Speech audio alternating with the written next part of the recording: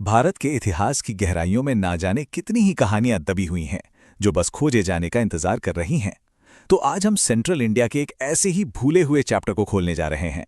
ये है छत्तीसगढ़ की समृद्ध बौद्ध विरासत की कहानी। एक ऐसी कहानी जो सच में हैरान कर देने वाली है। जरा सोचिए, एक पूरा का पूरा फलता फूलता शहर अपने शानदार बाजारों और ज्ञान के बड़े बड़े सेंटर्स के साथ अचानक वक्त की धुंध में कहीं खो जाए। ये कोई मनगढ़ंत सवाल नहीं है, बल्कि एक असली ऐतिहासिक रहस्य की शुरुआत है। जी हाँ, ये कोई कल्पना नहीं है।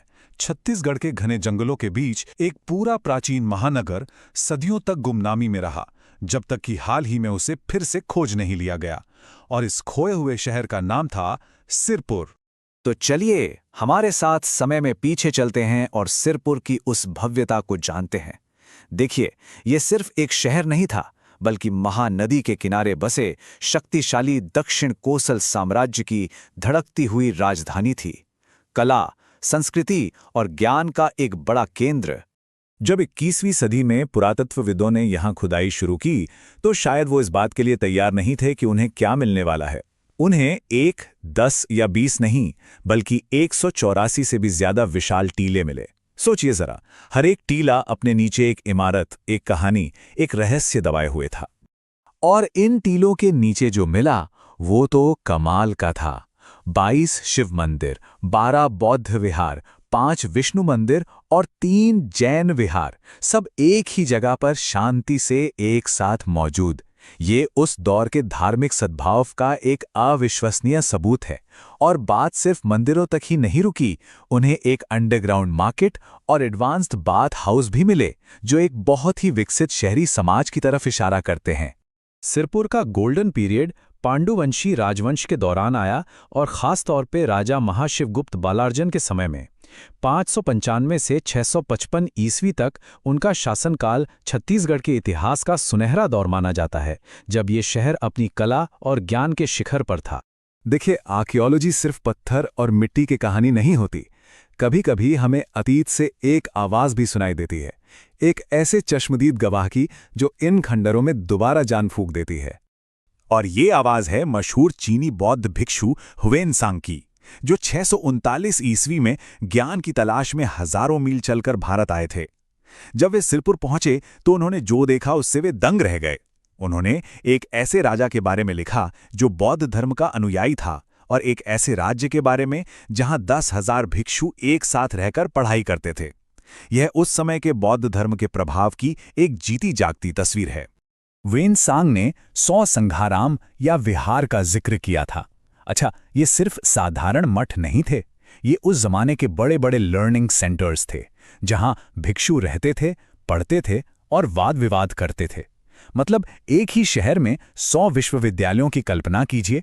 ये दिखाता है कि उस समय सिरपुर की बौद्धिक दुनिया कितनी बड़ी थी।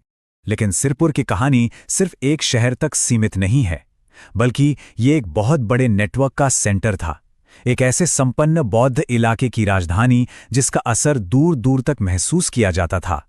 सिरपुर के अलावा आर्कियोलॉजिस्ट्स ने भोंगापाल और मल्हार जैसी जगहों को भी खोजा है, जहां प्राचीन स्तूपों से लेकर बुद्ध की खूबसूरत मूर्तियों तक मिली हैं। ये सभी टुकड़े मिलकर एक बड़ी पहेली को पूरा करते हैं, जो हमें उस समय के एकीकृत बौद्ध लैंडस्केप की तस्वीर दिखाती है। पर रुकिए, ये अविश्वसनीय कहानी यहीं खत्म नहीं होती। बड़ी हैरानी की बात है कि छत्तीसगढ़ में बौद्ध संस्कृति की ये विरासत आज भी एक बहुत ही मॉडर्न और दिलचस्प तरीके से जिंदा है। बात है 1960s के दशक की। तिब्बत से आए शरणार्थियों को भारत में एक नए घर की जरूरत थी। सरकार ने उनमें से कई को देश भर में बसाया, और छत्तीसगढ़ में उन्होंने मैनपाट की शांत पहाड़ियों को चुना। आज ये जगह एक जीवंत तिब्बती समुदाय का घर है, जो अपनी संस्कृति को यहां जिंदा रखे हुए है। और यहीं पर इतिहास एक बहुत ही आकर्षक तरीके से खुद को दोहराता है। एक तरफ जहां प्राचीन सिरपुर बौद्ध शिक्षा का एक महान केंद्र था, वहीं आज का मैनपाट उसी राज्य में तिब्बती बौद्ध संस्कृति के लिए एक मॉडर्न सेफ हेवन के रूप में खड़ा है ना सदियों के आर पार एक अद्भुत गूंज। लेकिन अब हम वापस अपने मूल सवाल पर आते हैं। आखिर इतने भव्य और समृद्ध शहर का अंत कैसे हुआ? ये शहर अचानक वीरान क्यों हो गया? इतिहासकारों के पास इसकी 3 मुख्य थ्योरीज हैं। क्या ये एक भयानक भूकंप था जिसने शहर को पल भर में मलबे में बदल दिया, या फिर ये आक्रमणकारियों की कोई क्रूर लहर थी, जैसा कि खंडरों में मिले दिल्ली सल्तनत के सिक्कों से अंदाजा लगाया जाता है? या फिर क्या ये प्रकृति का कहर था, महानदी में आई एक विनाशकारी बाढ़ जिसने सब कुछ बहा दिया? सच तो ये है कि हम निश्चित रूप से नहीं जानते, और ये रहस्य आज भी बना हुआ है। सिरपुर हमें सिर्फ एक खोए हुए शहर के बारे में नहीं बताता, ये हमें उस दौर की धार्मिक सहिष्णुता की भी कहानी सुनाता है, जहां हिंदू, बौद्ध और जैन धर्म एक साथ फल फूल रहे थे। और ये हमें सोचने पर मजबूर करता है कि भारत की धरती के नीचे और कितने ऐसे अनकहे इतिहास दबे पड़े हैं